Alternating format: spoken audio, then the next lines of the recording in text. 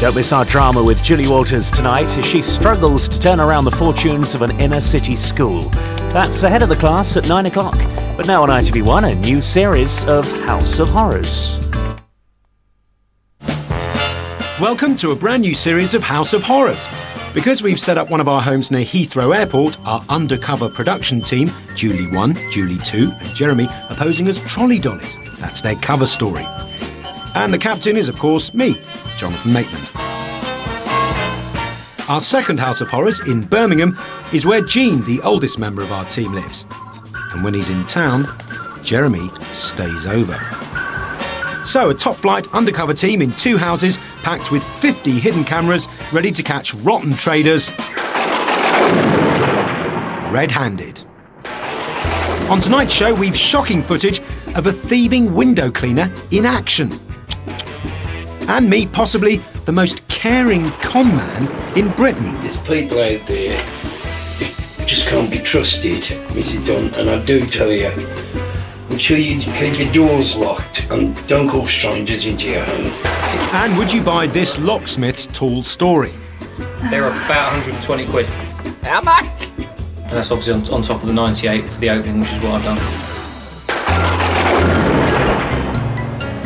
Jean's mission on House of Horrors is to bring in the cowboys who target the elderly. Her wheels go OK on the pavement, but when she hits tarmac, there's no stopping her. The Birmingham House of Horrors drive is way too bumpy. But we know just the guys to call because they've got what you might call a bit of a reputation. They're Regency Enterprises of Hall Green, Birmingham. Enterprises. Yes, it is. Hi. Hello. Can you tell me, do you do tarmacking? Yes, we do. We specialise in tarmacking. Oh, right. But before we meet them, say hello to our mean-looking expert structural engineer, John Top, who can spot a cowboy at 50 paces. And here's our secret bedroom hideaway, where we get a front row view as Fred from Regency Enterprises arrives.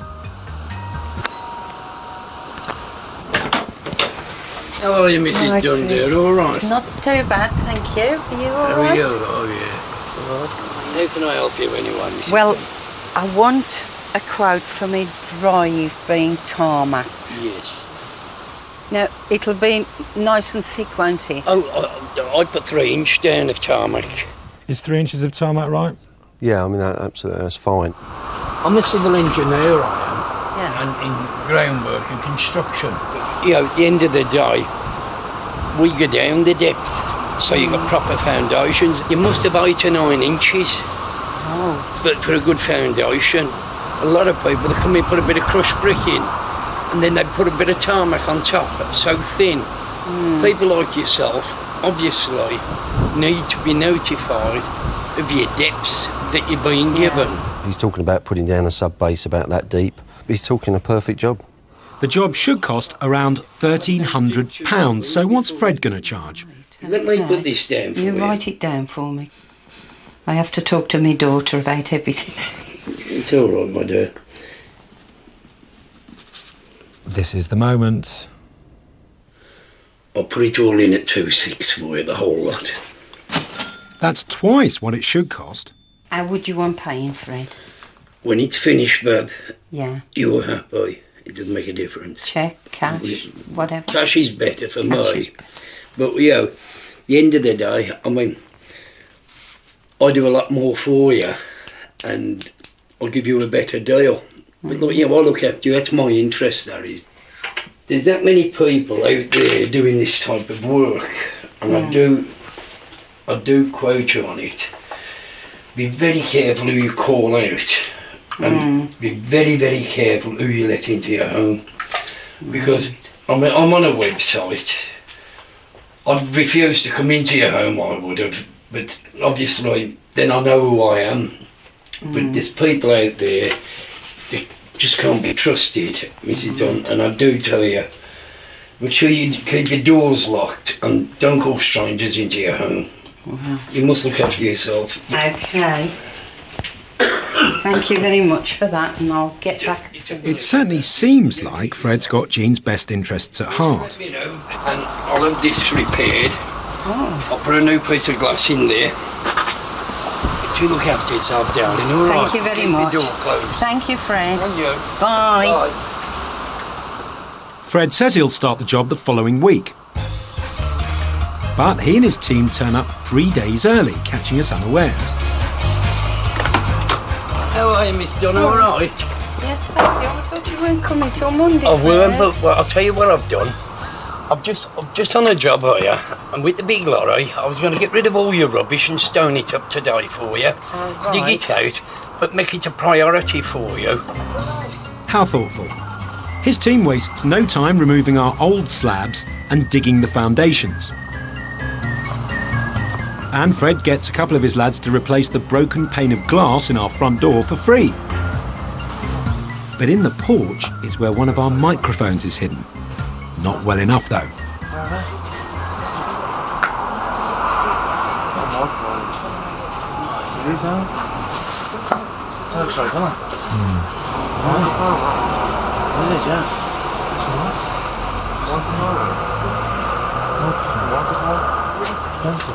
Clever lads, but who's listening in? They reckon it's Jean. I think that old lady lives in lovely. Actually, I think they might think it's just a kind of front door alarm system thing. Security thing, yeah. Before she comes out, like the minute she knows what's going on, It looks like we've got away with it. I mean, who on earth would suspect Jean? Just look at her. The team gets on with digging out our foundation. Now, we were promised a good job, remember? We go down the depth, so you got proper foundations. You must have 8 or 9 inches, but for a good foundation. But after less than 3.5 hours, the team calls it a day, and it doesn't look like they've dug down very far. That cannot be the foundation, can it?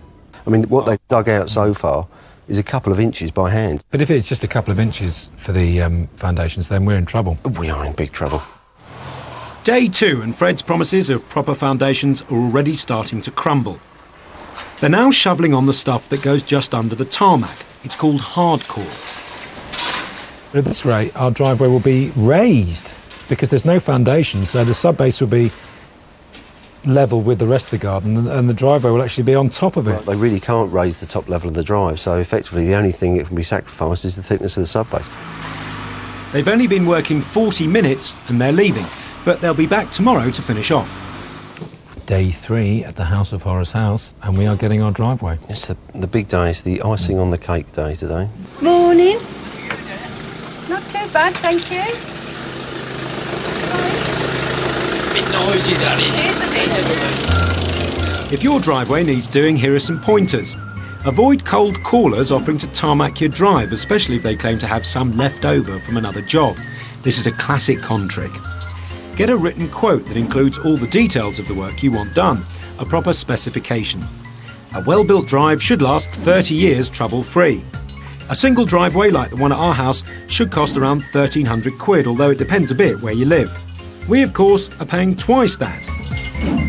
And frankly, it's a job worth no more than a few £100s. We're not going to get the requisite thickness of tarmac, are we? Well, it certainly looks that way. So, I mean, I think we know at this stage, don't we, that it's a disaster. Oh, yeah. Let me see. Time to pay up. Make sure it's all there. So I made a count for you. You can if you like. And it was 2,600. Ladies and gentlemen, a con man in action. He's obviously done this before, hasn't he? Isn't it, yeah. £2,600 in cash. For less than 6 hours' work for his gang. Okay, and thank you very much for It's a everything. pleasure working Thank you for me. you. Not a problem, yeah. Door as well. Just a job has to be done, and I appreciate, like, you know, everything. And you make sure you lock up now. I will. Can you just push I'll the pull garage door down for you, me? all right? Yes. You look Thank you, after Fred. yourself, and you, Thanks a darling. lot. All right. You take care as well. And you, Mrs. Dunn.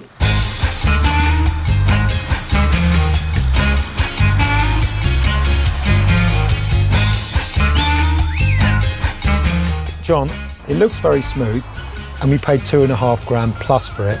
is it as good as it looks? You can never tell from the surface, I'm afraid. There's only one way of checking, and that's for me to drill through it.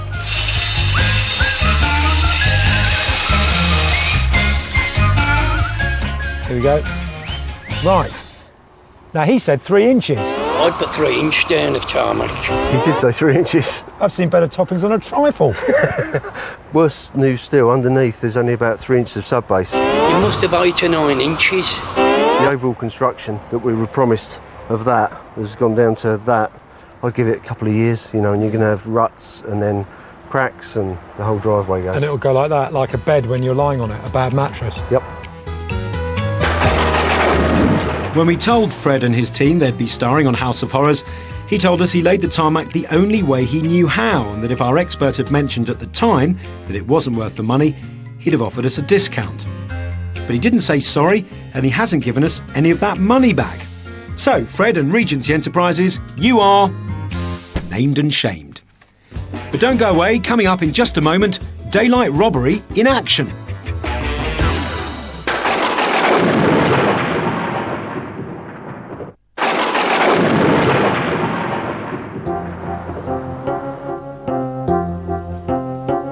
This year in the House of Horrors, the recording equipment is better hidden than ever.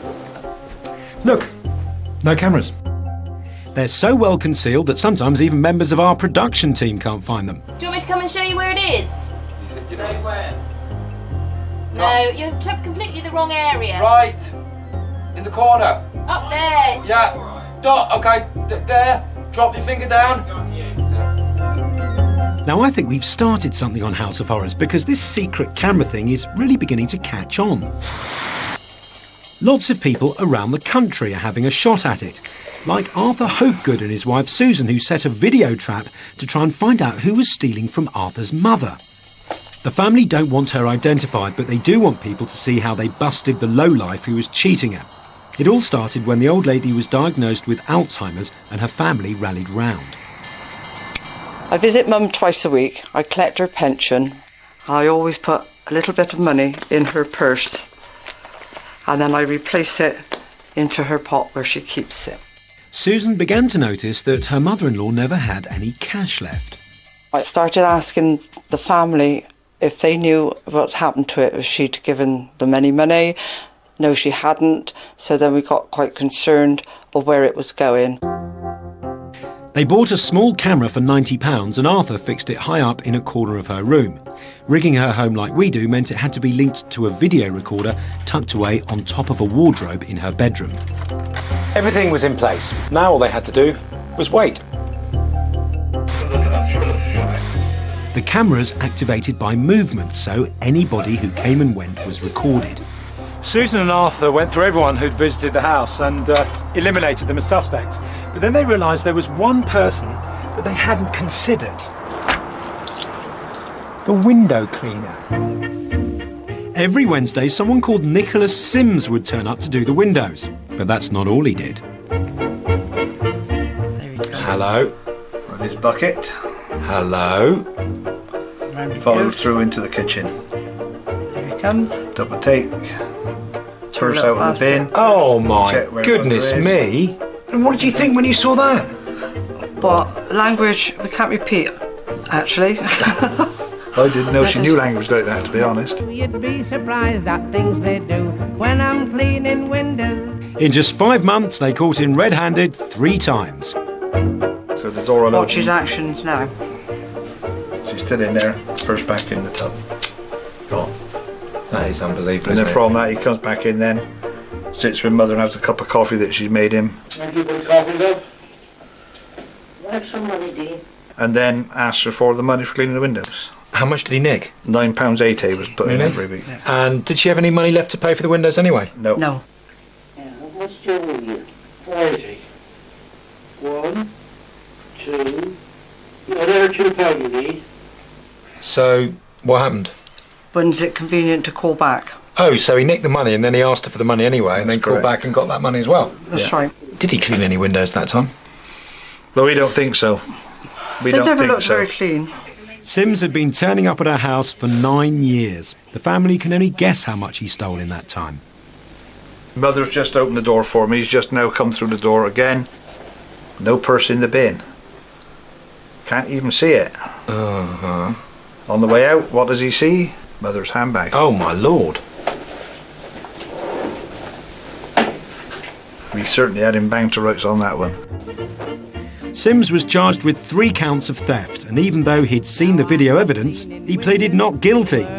He said that he was lifting the purse out of the bin so the old lady wouldn't have to bend down, and that he put the bag under his coat so it wouldn't get wet. He was found guilty and sentenced to 4 months in jail. When I'm cleaning windows. I think he's a horrible man, and I just hope that when he gets old, he gets the same sort of treatment. So, Nicholas Sims, on behalf of the Hope Goods and House of Horrors, you are named and shamed. Now at our house, near Heathrow Airport, the cameras are ready for some rip-off action of our own. Air stewardess Julie is popping down to the dry cleaners to pick up her uniform when, what do you know? But salvation's at hand. Our expert Dave Stokes is a wizard with locks. Right, Dave, can you get in? Of course I can. She's just come out, she's left the keys inside, locked herself out, just pulled the door and shut it. And being a master locksmith, I can get in it without damage to the lock, or to the cylinder, or to the door. Do it. We can't show you what he's doing because if we did, every Tom, Dick and Harry would copy him. So, bit of a magic trick, okay? That's a handkerchief, wave the magic wand. It's not 1, it's 2, it's 3, and it's 4, and it's not very good. And we're in. He's in. How long did that take you? About 10 seconds, 15 seconds.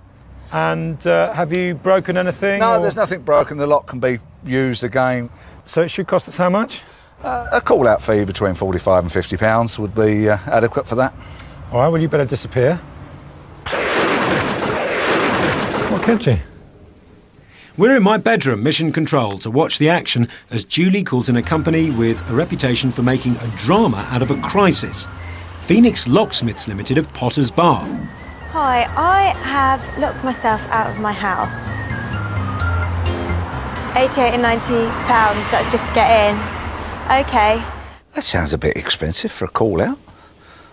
I don't know how far it's coming from, but 45, maybe 60 at the maximum, but not 80 to £90 of the call-out. For that price, we get the owner, Mark Makowski. He used to trade as Aaron Locksmiths Limited from the same shop. Hi, thanks for coming out. I really appreciate it. You're the only one today. After a number of complaints, he was prosecuted in 2003 for misleading customers about prices. Now he's trading as Phoenix. He changed the name, but has he changed his ways? Okay, oh well, it's easy done, isn't it? And it's just been pulled I've shut. literally just pulled it, yeah. Oh, right, yeah. Okay, all right, see if I can slip it out first. Slipping the lock is one of the easiest and cheapest ways to open a locked door and doesn't cause damage. Do you really think he's trying to slip the lock? No. We can't tell you why Dave knows that, because then we'd be explaining how to do it. You'll have to trust me on this one. Right, doesn't want to do it that way. Goes in so far, then stops. There are other methods he can try, though. One involves the letterbox. Can't do anything like that, that's too small. He's not even tried to pick the lock, neither. We should be in by now, and all we'd have to pay is a call-out charge. But Mark's got other ideas. No, I'm going to have to drill a little hole in there and turn it with a screwdriver. That's the only way to do it. A drilled lock means a new cylinder. He's gone for the most expensive option. Should you ever drill? If that door had been deadlocked, the only way in it would have been to drill. But it wasn't deadlocked. She'd come out, pulled the door behind her, and it had latched.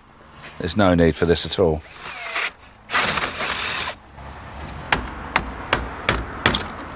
Oh, I'm in. That's go. great. Alrighty. Thank you. Is that going to be okay to put back to how it was? No, personally. No? You need a new cylinder. Ah. The lock is okay because the lock is the whole length of the door. Right. It needs a new cylinder, which is the keyed part. That's the bit that works everything. That's the bit I've had to drill into. I mean, it'll work all right on the inside, but it's no good because it won't work on the outside where I've had to drill a hole into it. So basically it needs a new cylinder. I should have one of those in the van. Okay. Price-wise, they're not particularly cheap because it's got to work with the existing mechanism. They're about 120 quid. How much? £120? And that's obviously on top of the 98 for the opening, which is what I've done. Right. Alrighty. How much should a new cylinder cost us? Between £25 and £30. I really wasn't expecting it to be that much, really. No, that's fair enough, yeah. I mean, it's the only way to open it. Come here, I'll show you. Basically, what I'm trying to do is... Now, don't listen carefully. He's talking rubbish. It's just getting in and just getting stuck on there. They're not flat. Right. But these ones are proud, so the plastic's getting stuck on there. I couldn't do nothing with the letterbox, it's too small, so, I mean, they're quite good locks. There's no easy way of doing it now. How do you feel when you see him behaving like that? Well, I think it's a total rip-off, and it's just taking the public as being a mug. So if you get locked out, mug up on this. If you call a member of the Master Locksmiths Association, you'll have someone to complain to if you're not happy. Before work starts, ask what methods they'll use to get in and whether there'll be any damage to the lock, door or frame. Ask the price of a new lock in advance before they even start the work, because if it's too much, you can offer to buy one yourself. A basic cylinder should cost around £25 to £30. Drilling a lock is the last resort. Unless your door's deadlocked, a good locksmith should be able to get in by other ways. What was it? 265? 265.55 inclusive, please, yep. That's £200 more than it should have been. And what's more, I think he knows it. Oh dear. Make me feel guilty now. It wasn't meant to be an expensive trip to the shops. Oh well. Oh well. Such is life, eh? But don't you ever think, watching this, cool, I could have made so much more money? No, because I can make a good living out of being honest with people, and so can all the other locksmiths out there can make a good living. You could have been a safe cracker, though, couldn't you? Yeah, but you'll always get caught. Nobody gets it. Do you know anybody that's got away with it? Well, he hasn't. Okay, well, thanks for coming out anyway and all right. sorting it all out for me. That's what I do. It's my job. All right then. Okay. We called Mark Mikowski to tell him that he'd be appearing on House of Horrors, and he said no comment. He didn't say sorry, and he didn't offer us our money back. So, Mark Mikowski from Phoenix Locksmiths Limited, you are shamed.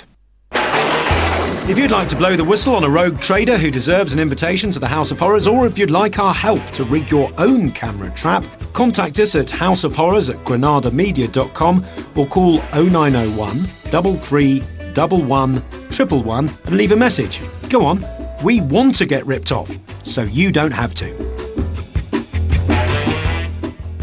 Well, coming next on ITV1, it's the news. Then at 7 o'clock, Laurel's back in Emmerdale, and Ashley wants an answer to his proposal.